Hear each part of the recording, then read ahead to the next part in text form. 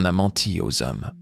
On leur a dit que pour plaire, il fallait être doux, prévisible, rassurant, qu'il fallait donner, prouver, se montrer digne d'amour.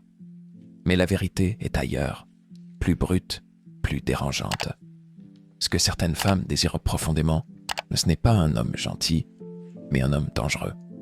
Pas dans le sens de la violence, mais dans celui de la puissance intérieure, de l'indépendance absolue, de l'imprévisibilité attirante. Ce script n'est pas un guide de séduction. C'est une plongée dans les dynamiques inconscientes du désir, à la lumière des idées de Freud, de Jung et de la brutalité du réel. Tu es prêt? Elle ne veut pas de ta tendresse, elle veut ton mystère. On t'a dit d'être doux, d'être gentil, de montrer que tu n'es pas comme les autres, d'écouter, de comprendre, de te faire petit si elle prend trop de place. Mais plus tu fais ça, plus tu sens qu'elle s'éloigne. Mais tu ne comprends pas. Tu crois qu'elle ne voit pas ton cœur, ton honnêteté, ta bienveillance. Ce qu'elle voit, en réalité, c'est un homme qu'elle peut maîtriser. Et ce genre d'homme n'éveille aucun vertige. Elle ne veut pas de ta paix. Elle veut l'homme que même elle ne peut pas contrôler. Celui qui reste calme, même quand elle crie. Celui qui ne s'incline pas, même quand elle menace de partir. Celui dont les silences sont plus puissants que toutes les déclarations d'amour. Elle veut ton mystère, pas ta confession. Ce n'est pas qu'elle aime le chaos, c'est qu'elle désire ce qu'elle ne peut pas posséder totalement. Une part d'ombre, une intensité qui la dépasse, une présence qui la défie. Elle veut se perdre dans quelque chose de plus grand qu'elle. Et toi, si tu cherches à la rassurer trop vite, tu t'effaces. Tu deviens lisible, transparent et donc oubliable. Ce qui attire, ce n'est pas ta blessure, c'est ta capacité à la contenir. Ce n'est pas ton besoin d'elle, c'est ton détachement. Ce n'est pas que tu l'ignores, c'est que tu es occupé à bâtir ton monde. Le désir ne naît pas dans le confort. Il naît dans l'attention, dans le silence entre deux regards, dans l'espace où elle doute de te posséder. Ce n'est pas un jeu. Ce n'est pas de la manipulation. C'est une vérité psychologique. Le cœur humain ne désire pas ce qui est évident. Il désire ce qui vibre, ce qui résiste, ce qui brûle sans se donner. Si tu veux devenir inoubliable, ne cherche pas à être parfait. Sois vrai, souverain, indifférent au besoin d'être choisi. L'homme dangereux n'est pas celui qui détruit. C'est celui qui ne se détruit pas pour plaire. L'homme qui ne la poursuit pas la hante. Il y a quelque chose de profondément magnétique dans la retenue. Un homme qui ne cherche pas à séduire, qui ne court pas après, qui ne prouve rien, devient un mystère. Et le mystère est une drogue. Chaque fois que tu tends la main, chaque fois que tu cherches à combler son silence, tu casses le charme.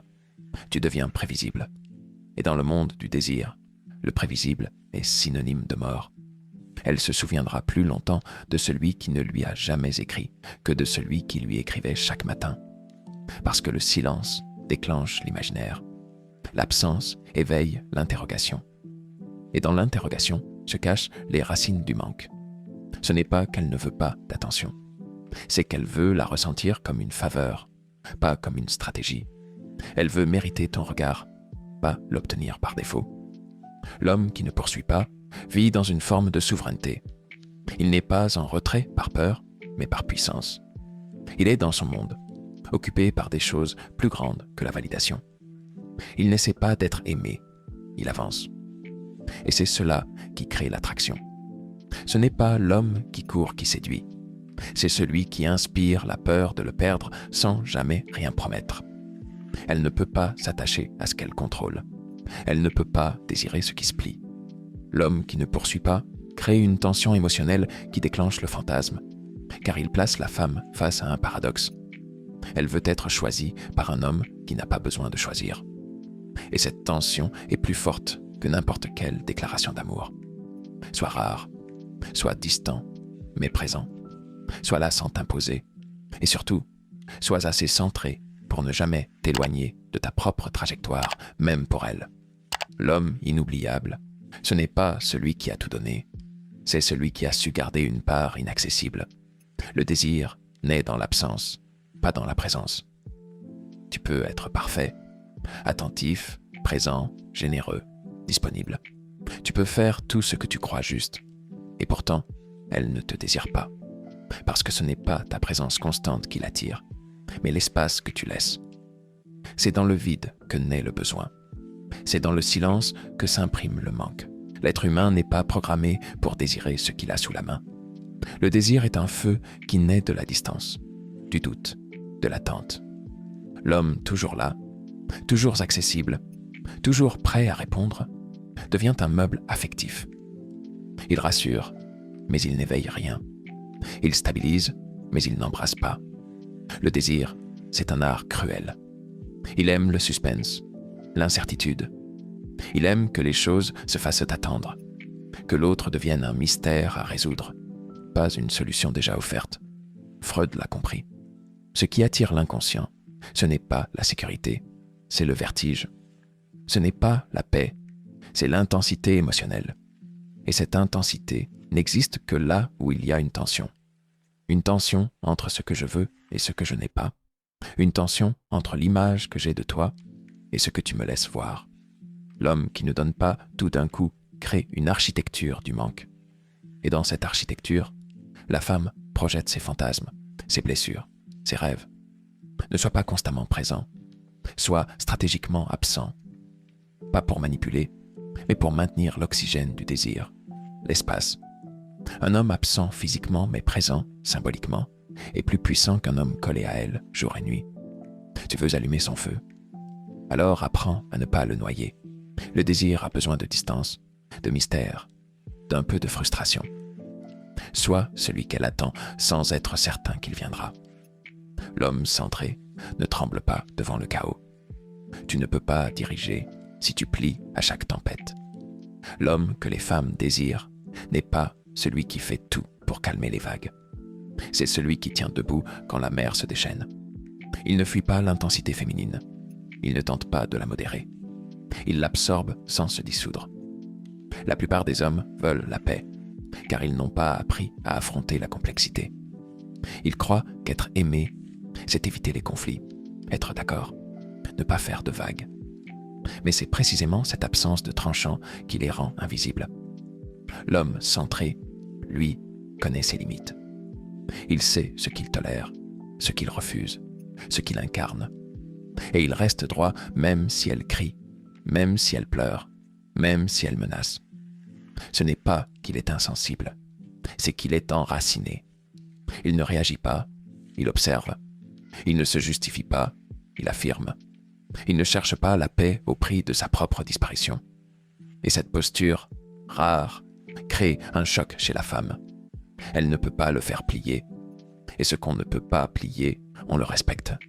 Ce qu'on ne peut pas maîtriser, on le désire. Il n'est pas froid, il est centré. Il n'est pas distant, il est lucide.